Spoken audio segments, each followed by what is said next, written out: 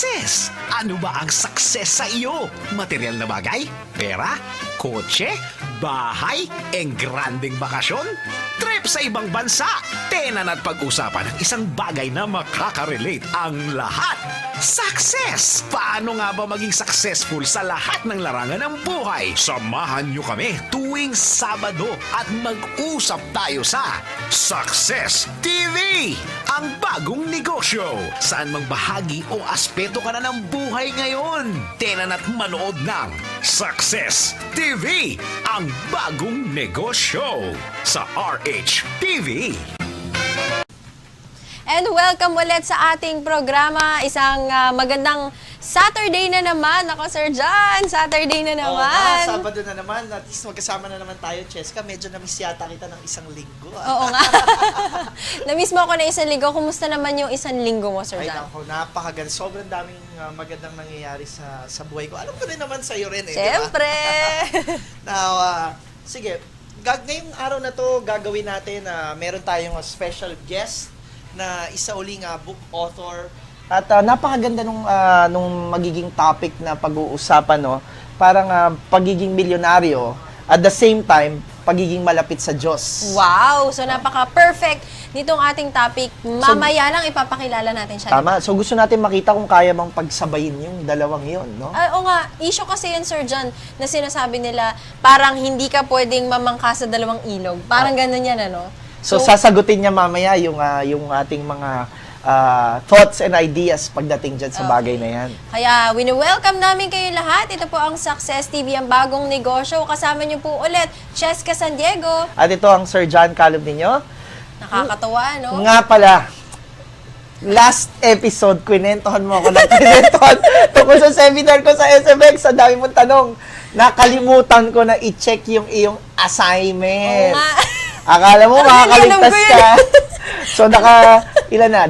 Pangalawang linggo na to. Parang, oo, 2 weeks. Hindi, ginawa ko lang siya. Ano ba yung assignment na Ginawa yan? ko Naalala mo yun. ba? Yung dream map, nalalagyan mo siya ng mga branches. Tama. Ganyan, So, dati, di ba, ibang kulay. pinalista ko sa'yo yung mga pangarap mo. Ngayon naman, pinadrawing ko sa'yo sa pamamagitan ng isang creative tool na natutunan natin sa isang guest natin dati, no, kay Mr. Ariel Dris. So, tignan nga natin kung ano yung Nagawa ko yung na to, nagawa. hindi ko lang na-present sa'yo. Sige. Palulusutin ko yan ngayon. Pero ngayon wala ka ng takas, so Tama. ipakita mo ngayon Ayan. sa screen. Okay, ipa-flash natin sa screen. Yan yung ginawa kong dream map ko. Makikita natin, di ba? Lalagyan mo ng 5 branches. Financial, intellectual, o yung Ating wisdom, yung knowledge natin. Okay. Tapos relational, physical, and spiritual. So, iside ko lang yung iba sa mga sinulat ko dito. On the financial side, o di ba, nakasulat 8 billion pesos. Wow! Napakalaki Alam mo, hindi ko alam talaga kung paano mangyayari yan. Pero nung nasa SMX kasi, actually, pag dinignan mo yung wallet ko, kasama yun sa activities na pinagawa ni Sir John sa SMX.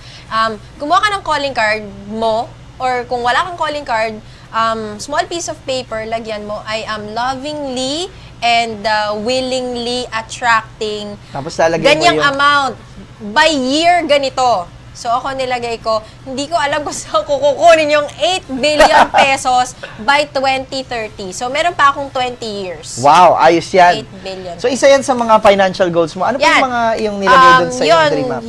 Yung na-mention natin dati, mansion sa Australia. Malamang kung may 8 billion pesos Yes. ako, makakapagpatayo Baka hindi na sa ako, Australia, kundi lahat ng Asian countries Correct. makapagtayo ka pa ng mansion. Ayan. Sige nga, tingnan Tapos, naman natin yung sa iyong intellectual. Sa intellectual naman yon, film director na ako. Yeah. Bukod sa artista. Yan, film director na ako and expert na ako sa photography. Hindi man expert, pero yun nga gusto kong mag-aral ng photography. Yan, Diba? napakagandang Tapos, vision yan. ayun, tignan mo yung sa bandang baba, ayan, motivational speaker. Nakalimutan ko ilagay dyan Sir John Calum Jr. At least pag nag-retire na ako, may papalit na sa akin. Prodigy. Yes, at ang maganda niyan, babae. Naman, female version. Alam mo ba, konting-konti lang ang alam kong mga Pilipina na motivational speakers. At saka na babae. Tama, yun konti yan. Parang lang wala talaga eh. Siguro, meron naman, pero Konti. mahilan-hilan. At hindi pa masyado silang nakikilala. Siguro nga, it's about time na Hintayin nila ako. you know, go into that field. Tama, hindi Para na ako. mabukas na yung field na yan sa mga kababaihan naman. Okay. So, dako naman tayo dun sa isa pang branch na ginawa natin is the relational. Ala, i-announce ko tuloy ito. Ano yan? So, Ano yan? magkakaroon ako ng wedding sa Tagaytay. Ang ganda naman sa Tagaytay. Tagaytay Highlands. Tagaytay Street. De, joke lang. Tagaytay. Yung mga ganong effect. So So gusto mo talaga, in grande pala talaga, no? Oo, gusto ko super memorable. Hindi naman yung grande na 1,000 tao nang nandun. Tama na yung mga 785. Oo. Malapit ng kumota. Ang gusto ko lang grandiosa siya na Kumbaga, in terms of ang ganda-ganda. Sobrang ganda. So na-imagine ko na parang maraming flowers, ang daming magre-regalo. Correct. Tsaka mukha akong Diyosa ng kagubatan. Diyosa ng katubigan. Meron ka pa nilagay na isa eh, parang ano ba to? Family, cruise with family. Wow! Saan bang cruise na? Na-experience mo na ba mag-cruise? Oo naman, maraming beses na. Wow! Pero ikaw ang pipili niyan eh. Pwede kang mag-Asian cruise, Okay. Caribbean cruise, meron tayong Alaskan cruise, European. Saan bang area na parang gusto mo? Lahat yan, lahat. Lahat! Ayos yan, Go, ayos go, yan. go. Sige, but why have one when you can have it all? Oo naman. Sige, so tingnan natin yung sa Pagdating physical. sa physical, syempre dahil mag-gym na nga ako at mag-exercise na ako, so ang goal natin is magkaroon ng body ni Megan Fox. Body? Wow! So ilang, Jennifer's body. Pero totoong babae ako ilang pounds ba ang target mo? Target ko kasi 5'4 lang ako, so dapat daw hanggang 120 maximum ko na. Yan ang ideal weight mo So, based on kailangan ano? 110 lang ako. Wow. Yan, sige. 110 lang. And pagdating naman sa spiritual, hindi... Teka, bago Okay, spiritual, meron okay, ako go. na-intriga ako dito sa isang nilagay mo. Dancer, ano ba yun? Gusto ko kasi mag-enroll sa dance class. Ano yung pole dancing? Wag, baka bumigay yung pole. Ayoko masugatan. Yun. Gusto ko matuto magsayaw kasi para siyang exercise na you are having fun. So parang ano to, swing, Hindi, or gusto ko street dance. street dance. Ang asin, no? Kasi ako, ang Street dancer. pangarap ko, gusto ko matuto ng ballroom dancing. Siguro na paghalata Talaga? na edad ko. Doon tayo nagkakaiba ba sa interest? So, yun ang gusto kong gawin. And, yan, punta na tayo dun sa last, which is yung spiritual. Hindi ko talaga alam, in-announce ko on national TV, Sabi nila, high school pa lang daw ako kasi nag-aral ako sa isang Christian school nung high school ako sa Bulacan. Sabi nila, ang feeling nila, meron akong calling na maging preacher. Wow. Preacher. Oo. So, for a long time, hindi siya pinapansin, pero ayoko lang sigurong masyadong tanggapin pa kasi parang, ang bata ko pa, Pero alam mo sa sinasabi mong yan, siguro, no? since may plano ka namang mag-motivational speaker, pwede mo na rin yung isabay doon eh. Malamang. Pagkaharap mo na yung Siyempre, hindi audience natin mo. alam ang plano ni Lord. Hinuhulma lang siguro ako. Oh, at nilagay mo na yan dyan, kaya magkakatotoo talaga yan. Kinilabutan ako Oo. bigla. So, kayo rin, hindi namin na-check yung assignment nyo, pero ang tanong, nagawa Nagawa nyo nyo na ba? ba yung inyong dream map? Baka lumiban din kayo katulad ko. So, with that, sana kayong lahat ay sumunod din sa paggawa ng assignment ni Chess. Kasi itong mga binibigay naming tips, bali wala ito kung hindi nyo rin Oo gagawin. nga. Sayang. Oo. So, ngayon malalaman natin yan kasi mamaya yung guest natin magbibigay ng mga tips on success at mga iba-ibang steps. Ang pagkakaalala ko doon sa libro niya, may bibigay siyang 6 eh. 6 na tips on success. At kasama dito yung pag-align natin sa ating big boss doon. Tama. Okay, so napakagandang pakinggan mamaya. So, lahat kayo, huwag kayong mawawala. Diyan lang po kayo, ha? Huwag kayong maglilipat ng channel kasi mamimiss nyo ang gandang to at ang gwapong ito, ha? So, stay tuned and we'll be back dito sa Success TV. At nagbabalik kami sa Success TV, ang bagong negosyo. Kasama nyo pa rin, Chess Casandiaga at ang aking ever gwapo na partner. Thank you, Cheska. This is your Sir John. Hi, everybody, and welcome back. Ako excited na ako kasi every Saturday, syempre may pinapakilala ka sa akin. Nagkakaroon ako ng bagong, hindi lang friend ha, kundi rich friend. At isang maganda pa dyan, nag-expand yung wisdom natin dalawa. Tama. At kasama na rin yung mga viewers natin. Okay. So, Cheska, hindi ko na patatagalin. This afternoon, we have another special guest. At itong lalaking ito ay isang very, very successful na businessman at isang sikat na book author. Siya po yung nagsulat nitong libro na ito. At ang title ay Maging Milyonaryo Kasama ang Diyos. Wow. So, malapit na malapit sa Diyos. Perhaps talaga, itong guest natin ngayong hapon. Oo. Ngayon, actually, ito yung Tagalog version, pero meron siyang English version. Yung version. Be a Millionaire with God. So, yan. pwedeng mamili kung mas convenient para sa inyo, basahin yung Tagalog or yung English. Ako kasi dudugo ilong ko pag English. O, Tagalog ka. Tagalog na ako sa iyo. English ako para masanay naman ako sa English na pagbabasa. Tama. So, let's all welcome Mr. Ernesto Medina. Welcome, sir! Welcome. So, thank you very much, sir. At binigyan nyo kami ng pagkakataon na maimbita po kayo dito sa Success TV at maging guest namin at to share your wisdom sa mga viewers po natin dito sa ating TV show.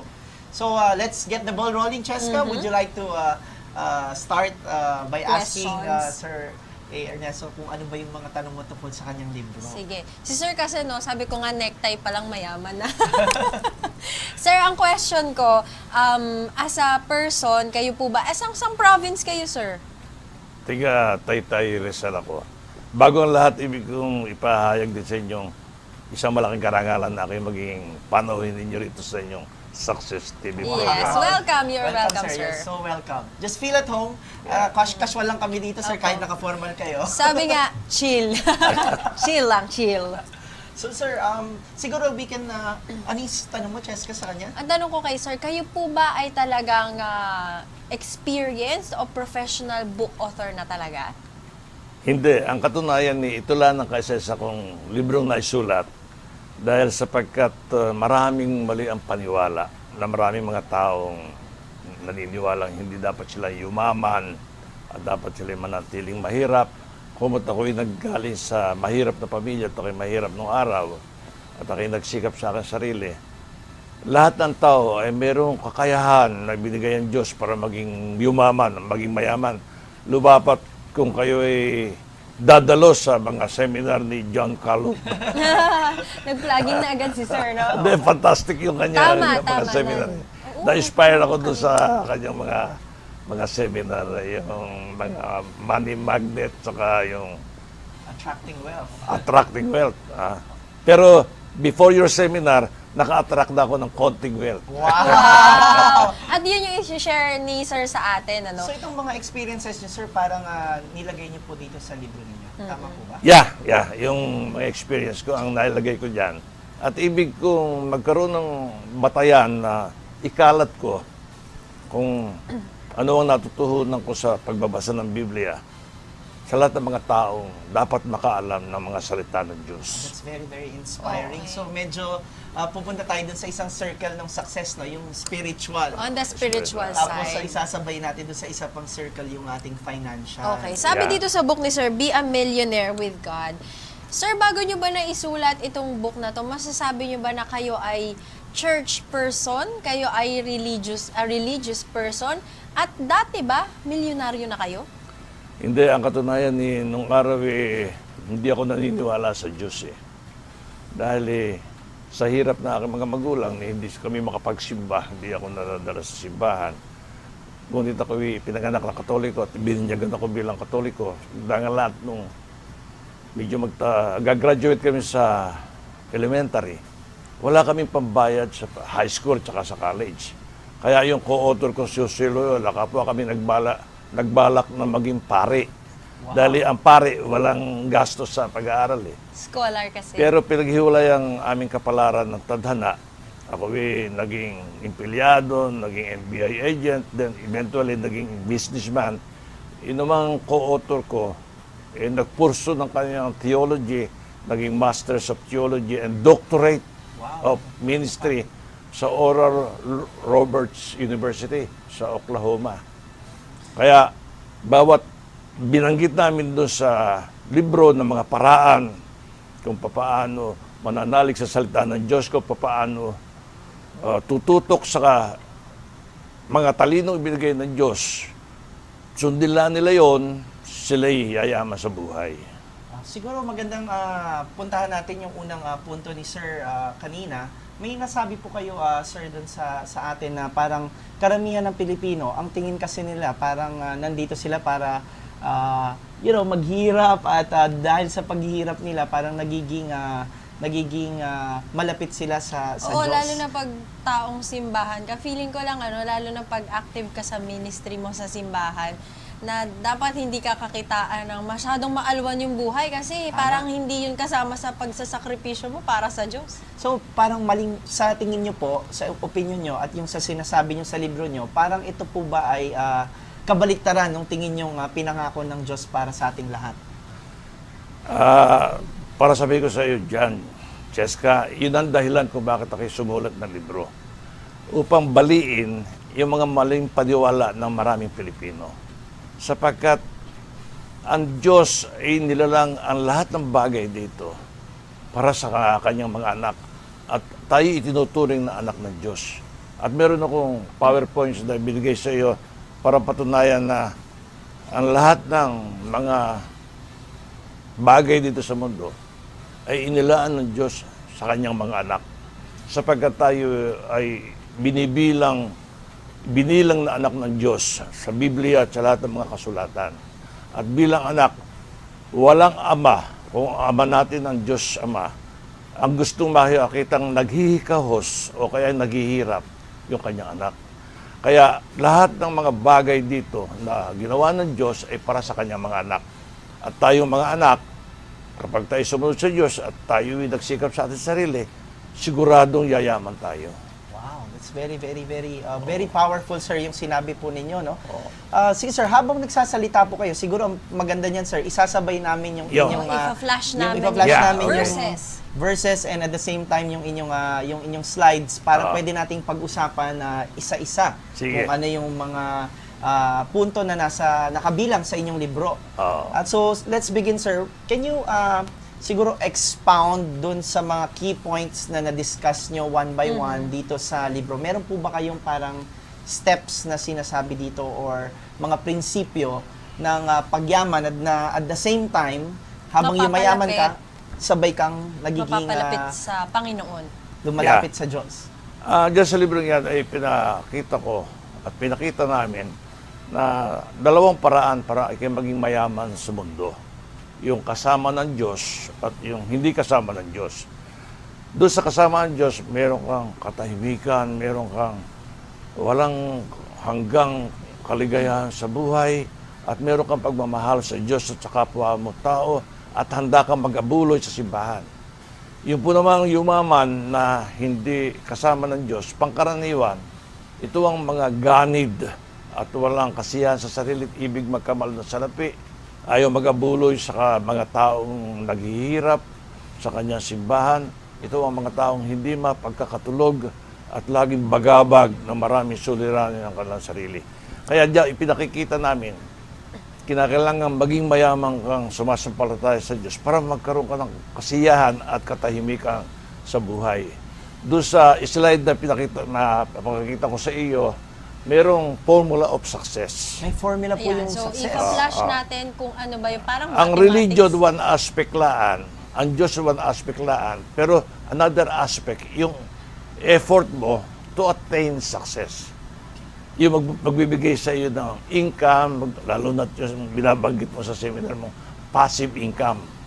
Yun ang importante. At dito sa atin, ang isang mahalaga dito ay tingnan mo kung anong kakayahan mo. Tingnan mo kung ano ang ibinigay sa iyong talino ng Diyos. At yun lang ang susugan mo. Huwag ka nang magsasama pa ng iba na makakaabala sa iyo. Example, si Pacquiao. No read, no write nung araw yan. Mahirap sila. Pero binigyan siya ng talino ng Diyos na maging mahusay sa boxing. Isa lang ang kanyang pinursu. Boxing, naging milyonaryo siya. Si Tiger Woods, walang iminulat ng kanyang magulang kundi golf. Nag-focus siya sa golf, multi-billionaire siya ngayon. Si Jordan, basketball lang ng pinukos. Kita mo, milyonaryo. Yung mga nag-invent ng Viagra, Viagra, wow. Nag-focus talaga naging sa pag-invent nag-focus ng sila sa Viagra. invention, multi-billionaire sila. Kaya dito, itanong mo sa sarili mo, ano mo ibinigay sa akin ng Diyos? At yun ang tutukan mo. at sigurado magtatagumpay ka. Oh, napakaganda. I think, sir, yung sinasabi ninyo, mailalagay natin sa isang salita, no? Yung tinatawag na passion. Oo, Ito yan. nasan yung iyong puso. Kasi nga sabi Yeah. nga nila, pag mahal mo daw yung ginagawa mo, That's right. hindi mo na kailangan magtrabaho ulit. Kasi parang naglalaro ka na lang, no? You're having fun. Yes. Ikaw ba, Cheska, anong passion mo? Ay, ito na mismo. Talagang Itong ginagawa natin, talagang passion na passion ko to. O dahil alam ko, sabi mo nung isang episode, mag-artista. Doon na ito papunta eh, no? Doon na ito papunta, no? At isang Sa billboard. successful na TV host and Correct. ang sabi mo pa, director, di ba? Naman. Wow. At Gagawin nung natin ipakilala lahat mo yan. siya, akala ko talaga siya artista. Nung Sa SMX ipakilala mo sa kasi. SMX, Oo nga naman, mukha mo kasing artista eh. Mukha lang po. Hindi, malapit na yan, sir. at sabi ko nga sa kanya, very lucky siya dahil binigyan siya ng katangian ng Diyos na hindi lang sa talino kundi sa ganda. At mag-focus lang siya riyan. Magiging multi-billionaire siya. Yun! So, gamitin ang charm. Yan. Siguro, yung sinasabi ni Sir kasi parang maraming tao, ito ginagawa, in-spread nila yung masyado yung sarili nila sa maraming bagay, pero yung talagang binigay sa kanila ng Diyos na special talent nila, ayaw Taken nilang, for granted taken for siguro. granted, or hindi nila na ma-maximize yung potential nila dun sa area na yon. So, sabi nga nila siguro yung kasabihan na Jack of all trades, Trades, master master of of none, none. di ba? So, Ang katunayan, ang utak natin, inihambing ko sa buhangin. Kapag ang buhangin ay ibinato mo na sabog, ni maliit na lata, hindi mapatutumba yan. Pero pag ipunin mo, i-compact mo, at saka mo ibinato, kahit na barilis, kayang patumbahin. wow. Ganon din ang utak natin. Kapag ang utak natin ay ating isinabog sa maraming bagay na pira-piraso, walang mangyayari sa atin. Pero pag samasamahin mo, i-focus mo yung sinabi mo, dapat para tayong kamayong may tapauo na isa lang ang Diretso. focus. Diretso lang. Sigurado magtatagumpay ka. Diretso lang ang tingin. Diretso Diretso lang lang ang ang tingin. tingin. So, Huwag balikan ko, sir, sa yung ano. side-side. Tama. So, balikan ko, sir, yung sinabi ninyo. 4 yung key points, no? Yung una, yung ating pagiging attuned sa Diyos. Yeah. Then, yung sabi niyo, ikalawa, ay yung ating relihiyon. Pero bukod dito, may dalawa pa po kayong sinabi. Ano po yung dalawa po? Yung, ika nga magtrabaho ka. Okay. So, kailangan No, ring meron ka ring formula action. of success. May action ka rin. Yeah, aking merong pinakita kay Cheska na formula ng tagumpay. Yung success. Dapat meron kang pangarap, meron kang plano, meron kang action. Ayan. At I-flash yun natin. napatitibay ng iyong pananampalataya, yung faith. At kapag pinag-synchronize mo yan, at sinunod mo yung formula ng success, kahit na ano ang gawin mo, magtatagumpay ka. So, napaka-importante pala yung sinabi ni Sir. No? Una, magplano ka. Mangarap ka. Mangarap pala, Mangarap mangarap. ka. Mangarap yun yung una. Merong, Pangarap hindi lang pangarap, kundi dapat nawala yung formula of success ko. Kinuha mo ata, Cheska. Nandiyan po yata sa isang page. Ito. Yan. Ayan. So, ayan. Pa-flash din Yan natin ang- yan sa ating screen. Ang Pangarap, una, pag-asa, plano, paggawa at pananampalataya. Yun. Okay. Mga 6 steps Ngayon, na tayo, no? dito sa pangarap, what do you want to be? Yung pag-asa mo, you have to hope that God will guide you. Ha? Yung plano, anong plano talaga Ito yung strategy, sir. Kailangan meron kang specific na plan din of of action. action.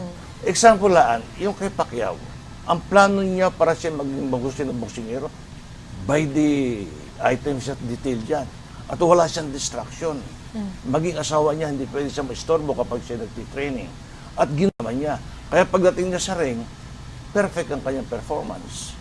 Kaya yun ang, at yung pananampalataya, yun ang nakakatulong para ikaw magampanan mo yung lahat ng iyong plano at ibig mong gawin para ikaw maging matagumpay. Yun. Napaka-importante siguro nun, no? Kasi kasama dito, action and faith.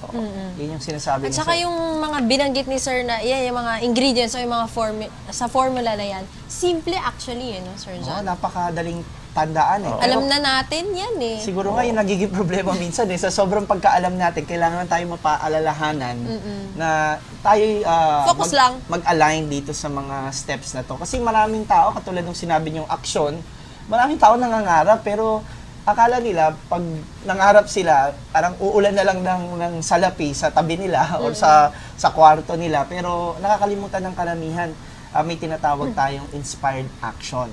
Pero gusto ko lang linawin din yung sinabi ni Sir. Sa intindi ko dun sa sinabi niya, action ka nga pero hindi naman yung kumbaga saan-saan ka na lang pumupunta, alamin mo din kung ano yung talagang hilig mo, ano yung binigay sa yung mga special talents. Tapos doon ka na. Tama. Doon ka na Doon ka magbigay ng mag-focus. todo na action. Oo. Kailangan yung interest mo, solid. O, sa training namin, ang tawag namin dito yung inspired action. Action. So this is Inspired divinely inspired. Ibig sabihin, galing sa Diyos yung inspiration. Kasi pag hindi ka divinely inspired, mabigat eh. Kung ano may gusto kang gawin, tapos wala doon yung puso mo, talagang, ano yun, parang pilit Mabigat, na pilit. oo. So, ibig sabihin, Sir John, ito, biruan na mga terms, ano? Pero pag medyo hindi maganda nangyayari sa buhay mo at medyo magulo, wala kang tinatahak, ang tawag sa'yo, sabog. So, Yeah, sabog. so literally pala, Maraming mga kaabalahan sa buhay na marami sa tao pinapayagang gawin lahat. Pero kung gagawin mo isang bagay laan, magtatagumpay ka. Alam mo, pinag-aralan ko mga buhay ng pangkaraniwang mayayaman na hindi mayaman lang isang araw, isang taon o 2 taon, kundi everlasting na mayaman. Tingnan mo ang way of life nila. Wala silang wasted time, energy. Hindi mga membro siya ng mga asosasyon, hindi mo makikita yan na nakikipaglasingan sa labas, hindi mo nakikita na kung sasari-sari ang binabasa niyan. Ang binabasa lang niyan yung business at economics. At ang kanilang focus, kinukuwenta nila magkano kikitain. So talagang, kumbaga, Focus sa pagkita ng pera. parang naalala ko sa sinabi ni Sir, alam mo yung magnifying glass eh. Oo. Di ba yung, kunwari, yung sikat ng araw, madampi man siya dun sa isang dahon, hindi naman umaapoy yung dahon, pero pag tinapatan mo ng Pinukus magnifying mo. glass, liliit kasi Oo, yung sinag ng araw, papasok. papasok at Focus. magpo-focus sa isang area, so much power na kaya niyang sunugin yung Yung dahon dahon, immediately. So parang ganun din po yung sinasabi. Yun ang katulad ni binanggit ni Napoleon Hill, whatever the mind can conceive, The body the body can, can achieve. achieve. Wow, okay yeah. na. Lakas, Malapit na lakas, tayo ah. magka-sponsor nito. Oo. Nagpaparinig po kami. Alright. So, kasama dito, sir, meron kayong mga Bible verses na sigurong nakaangat talaga pag binasa mo yung libro na base sa Biblia. Ano po ba yung mga key Bible verses na na-mention nyo dito na kumbaga doon kayo sumang-ayon sa pagsulat ninyo ng libro? Meron bang certain na naalala po kayo Wala. sa plano ng Diyos, sa mga pahiwatig Kumbaga parang at mga confirmations tips? ni Oo. God. Una-una, ako nag-research tungkol sa sino ba tayo? Tayo ba anak ng Diyos?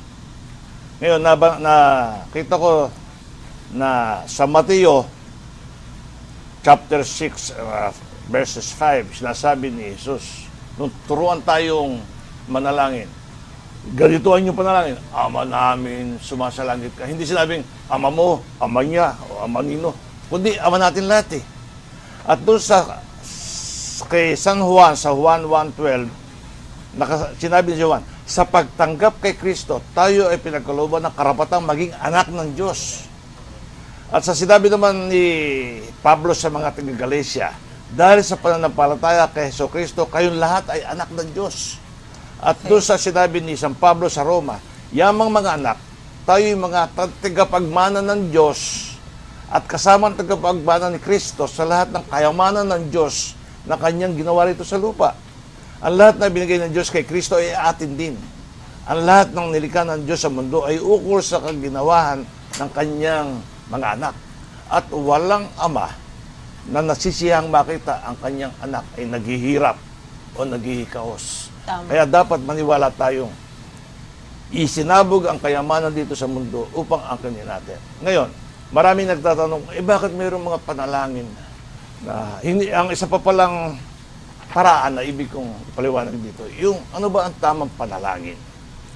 Tama yung ginagawa ng mga Katoliko, ng mga Baptist na ng ating panalangin ay dapat nakatuon sa Diyos. Mababasa mo ito sa Gawa 12:5. Sa pangalan ni Jesucristo, na mababasa mo sa Juan 14:13. sa pamamagitan ng kapangyarihan ng Espiritu Santo. Mababasa mo sa Efeso 6:18. Sa panalangin ninyo, huwag kayong gagamit ng maraming salita sapagkat alam na ng inyong Diyos Ama ang inyong kinakailangan bago nyo ito hilingin sa inyong panalangin. Katulad na binabanggit sa Mateo 6:8. So, kapag ikay may mga panalangin, talagang magaganap kung ano ang gusto mong gawin. Samahan mo ng paggawa, samahan mo ng dedication, samahan mo ng panalangin, magaganap. Dangalat dito, no? Bakit may mga panalangin hindi na nagaganap, hindi natutugunan? Ayun, binanggit ko, yung sinasabi mo, mga garbage. Biniblock yung mga blessings. Yan yung sinabi mo sa seminar Sa natin. marami sa atin may dala-dalang mga Ayun. galit, sama ng yeah. loob, hindi pa tayo nakakapagpatawad. So, maharang yun. Oo, maharang yun eh. So, yung flow ng prosperity and Yeah. abundance, hindi mo talagang makukuha eh, no? So, sangayon pala kayo dito sa ganitong pagkaka-design. Oo, totoo. Kasi parang nga namang highway yan, o kaya parang gate mo, Oo. humihi ka ng kotse, pinadadala na sa'yo ng Diyos yung sasakyan. Paano naman bubukas yung gate kung merong basura doon sa harapan? So, tatanggalin muna natin yun, no? Tama. Ito yung mga negative thoughts mo, yung mga dala-dala mong galit, At takot. ito yung dinitalya ko sapagkat marami hindi nakakaalam ito. Ang isang bagay kung bakit hindi pumapasok ang biyaya ng Diyos, yung maraming garbage na nakahalang. Ano yun? Kung ikaw ay may pusong ayaw magpatawad sa nagkakasala sa iyo, samantalang ikaw yung nagkakasala rin. Binabanggit sa Marcos 11:25. Yung ang kasalanang hindi ipinapayag. Yung bang kasalanan mo na, Ayaw mo pa niloloko mo aminin. pa ang Diyos. Ayaw Wala mo naman aminin. po kung ginawa masama, Lord. Ayaw mo tanggapin. Sa awit, 66:17-18, yung ang layunin mo yung masama, yung hiling mo Diyos, hoy, payamanin mo ko para ako yung babae at makakuha ko yung maraming babae. Masama mga yun eh. lalaking Oo, para viewers. patayin ko si Ganon. Binabanggit niya sa Santiago 4:3. Yung taktang panahon ng Diyos at hindi panahon mo. Merong mga panahon na ibig mo yumaman, pero hindi pa namang oras at hindi mo pa kayang yumaman. Kaya yon, sasabihin ng Diyos, huwag muna sa panahon mo dahil magbibigay sa iyo ng panganib yan, magbibigay sa iyo ng sakda. Hintayin mo yung panahon na itatakda ko sa iyo para maging maligaya ka sa mundo. Binabanggit niya sa 2 Korinto, yung kabiguan sundin ng utos ng Diyos, yung hindi ka sumusunod kung ano sinasabi ng Diyos. Pag sabi mo, bigyan mo ko ng kayamanan, o pagpalain mo ko at ako'y maging successful sa aking negosyo. Hindi mangyayari yun, sapagkat sa bilang na sa Diyos, kapag hindi ka sumusunod sa utos ng Diyos, wala kang karapatang manalangin na bigyan ka ng biyaya. Ayun, at saka pangalawi, yung kung palalo at hambog ka.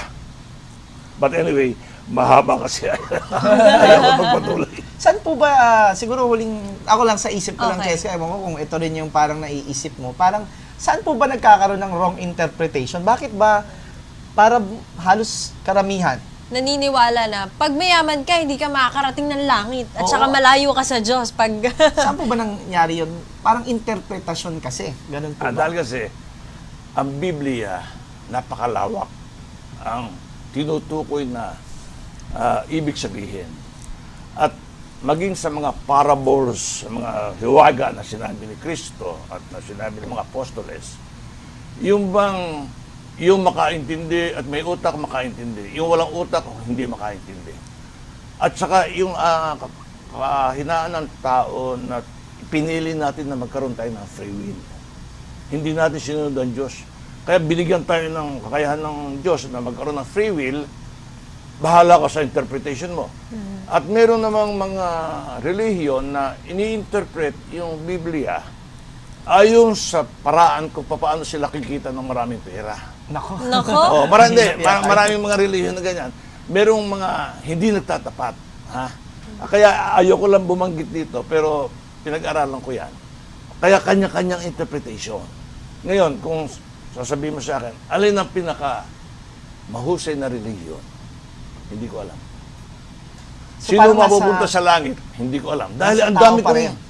kong tinanong ng mga obispo at mga pare at mga pastor eh. Ikaw ba sigurado mong pupunta ka sa langit dahil wala kang ginagawa kundi manalangin araw-araw? Hindi ko alam. Sino nakakaalam? Diyos lang. Tama. O sa makatuwid, wala nakakaalam. So it's actually talagang your individual relationship with Yeah. with the Correct. Divine Creator. Ikaw pa rin ang magsasabi, asan ka ba ngayon pag sa pakikitungo mo sa Diyos? Pero mahusay, yung ang mag-aakay sa iyo, mahusay na reliyon. Yung Kung i-guide ano siya. yan, nasa sa iyo yan. Okay. Very Ikaw ang Sa bagay, pipili. tama sabi naman sa Bible, no? Sabi ni Jesus, I am the way, the truth, and the life. Di naman niya sinabing, itong relihiyon na to, yung tama, di ba? Pero yung sinabi mo, pahiramin mo ko niyan. Yung sinabi mong mabuti yung mahirap sapagkat papasok sila sa langit. Hindi eh. Ang sinabi ng Diyos, mapalad ang mahirap at aba na wala nang inaasahan kundi ang Diyos. Ang ibig sabihin, hindi mahihirap sa material na bagay. Hindi mahirap sa salapi. Kundi hindi hambog, hindi mapagmalaki.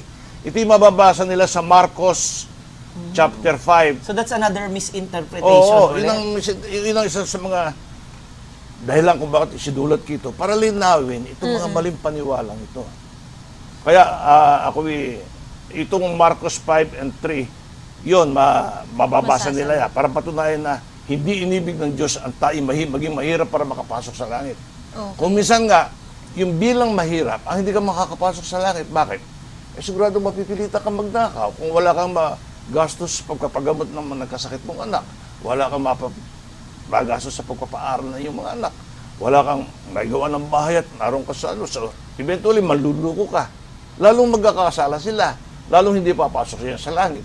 Ito siguro yung punto na nagkamali interpretasyon ng intindi ng iba, the love of money is the root of all evil eh. Pero yung sinabi nila, yun yung tama eh. Kaya lang maraming tao ang kala nila money is the root of all evil eh. Diba? Pero actually yung nakasaad doon ay yung love ng money, ibig Huwag sabihin mong mahalin pag na higit naging- sa Diyos, pag di ba? naging gahaman Mababasa nila yan sa 1 Timoteo chapter 6:10 na sinasabi ang pagmamahal sa salapi at hindi ang salapi ang ugat ng kasamaan. Yun.